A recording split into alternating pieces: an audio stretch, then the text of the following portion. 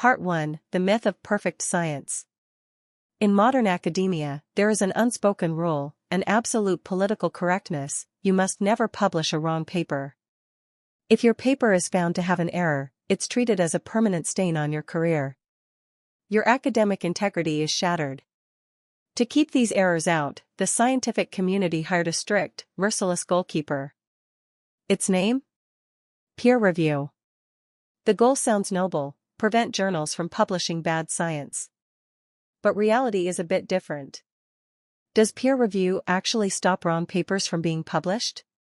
The answer is, absolutely not.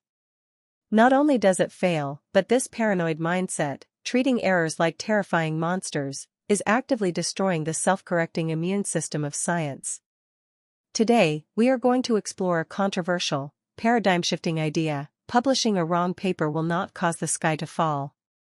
In fact, mistakes are not monsters, they are the essential nutrients for scientific progress. Part 2: The Illusion of Peer Review and Low-Level Errors. Let's look at a few jaw-dropping examples. In the field of microwave absorption materials, there is a famous concept called the impedance matching theory. Would you believe me if I told you that this theory, which has dominated the field for over half a century, is built on fundamental errors that could be corrected using middle school algebra and basic wave superposition principles? Despite the field being packed with physicists and microwave engineers, nobody caught it. But here is where it gets crazy. When scholars like Lu developed a new, mathematically rigorous wave mechanics theory to point out these old errors, what did the mainstream academic community do? Did they thank them? No. They doubled down. They continued to mass-publish papers based on the flawed theory, actively suppressed the new theory, and if you insisted on submitting it, they might just cancel your journal submission account.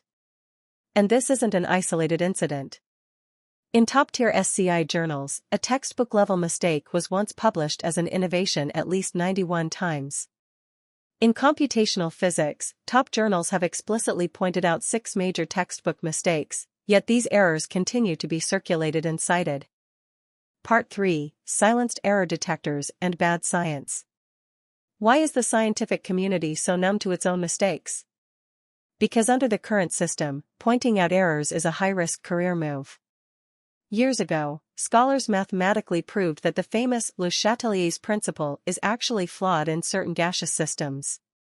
But because many chemists stubbornly believe that chemistry is purely an experimental science and disregard math, they couldn't grasp the proof. The result? This debunked principle is still proudly taught in high school and college classrooms today. What do we worship now? The SCI Impact Factor. We've put these journals on a pedestal, losing our own ability to evaluate a paper's true worth. The dogma is, if it's in a top journal, it must be a groundbreaking innovation. But Nobel laureate Honjo Tasuku once bluntly stated, 90% of the views published by top magazines like Cell, Nature, and Science are wrong.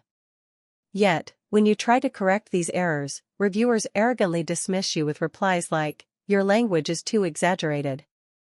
Be more polite." In 2020, Nature published a heartbreaking story. A postdoc found an error in a famous researcher's paper and published a well-measured critique. It was a service to science. His reward? His advisor severely reprimanded him, telling him he had crossed a line and should never do it again. When dozens of studies by a noted Harvard cardiologist were finally retracted, people realized that experts had suspected the fraud for years. They were simply too timid to take a stand.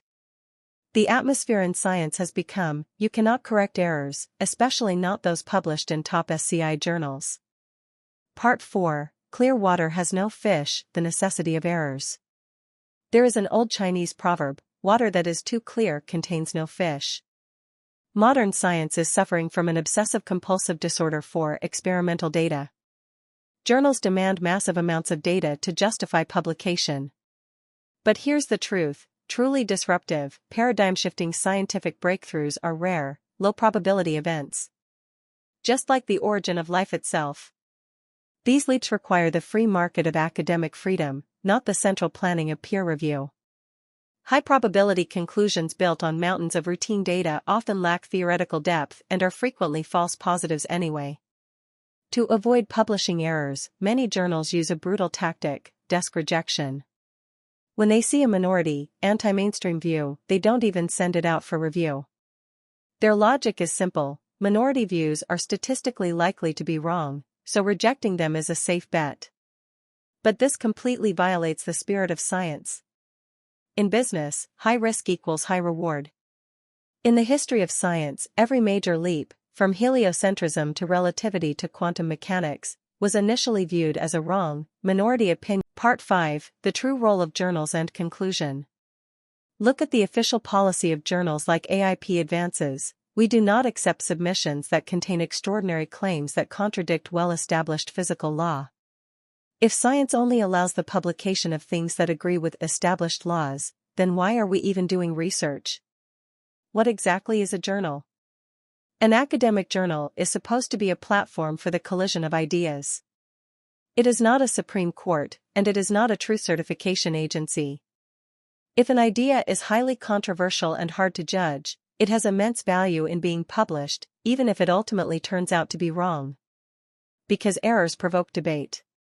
They force us to refine our thinking. They drive theoretical innovation.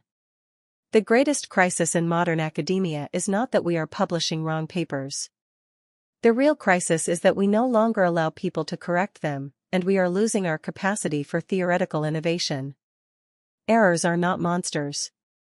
Arrogance, closed-mindedness, and the fear of being wrong are the real monsters.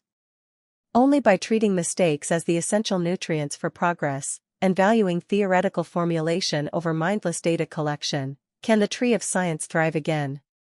If you agree that science needs the freedom to make and correct mistakes, let me know your thoughts in the comments below. I've linked all the heavy-hitting papers and preprints mentioned today in the description. Thank you for watching, and stay curious.